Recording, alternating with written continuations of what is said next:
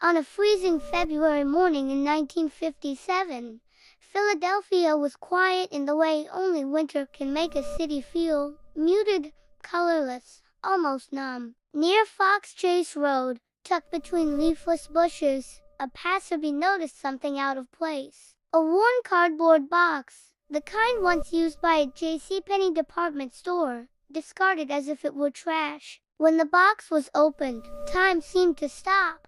Inside was the body of a small child, estimated to be between 4 and 6 years old. He was completely naked. His skin was pale from cold and malnutrition. His body was covered in bruises, some fresh, others older, evidence of repeated violence.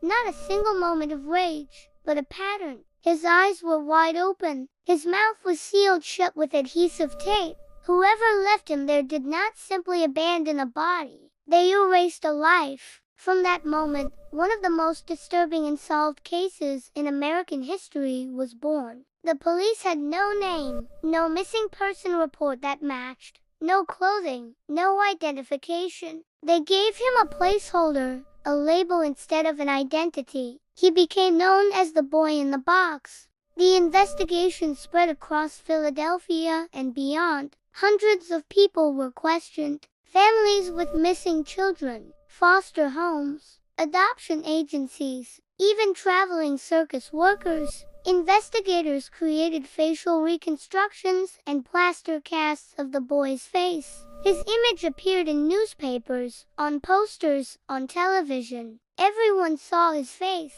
No one recognized him. And here's the uncomfortable truth few people like to confront. This child lived, suffered, and died without anyone reporting him missing. Over the years, leads surfaced, then collapsed. One woman, later known as Martha, claimed the boy was her son and confessed to killing him during a moment of despair.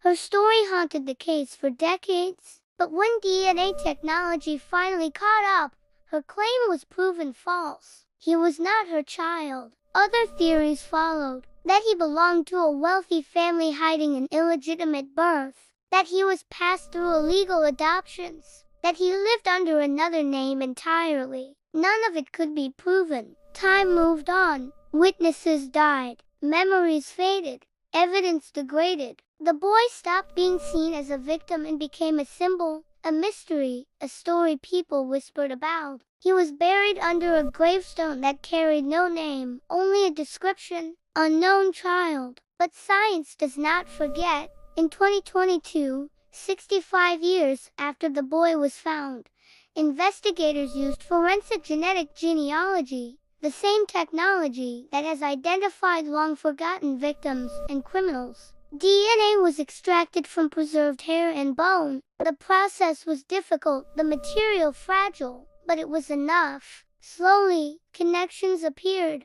Distant relatives, archived records, family trees that finally began to make sense. Then, the truth. The boy had a name: Joseph Augustus Zarelli. He was born in 1953 in Philadelphia. His mother was a young woman. His father was a married man. From the beginning, Joseph's existence was complicated, unwanted, hidden. Evidence suggests he was either surrendered or placed into informal care. That is where the trail turns dark. Joseph showed clear signs of long-term abuse. He was malnourished, beaten repeatedly, neglected. His death was not sudden. It was the final result of sustained violence inflicted on someone too small to defend himself. Investigators believe responsibility likely lies with the caregiver or family member. But by the time Joseph was identified, it was too late. Suspects were deceased. Evidence was gone. No criminal charges could be filed. Justice, in the traditional sense, would never come. In 2022, Joseph was reburied, this time under his real name. A gravestone finally marked his place in the world, not as a mystery, but as a person.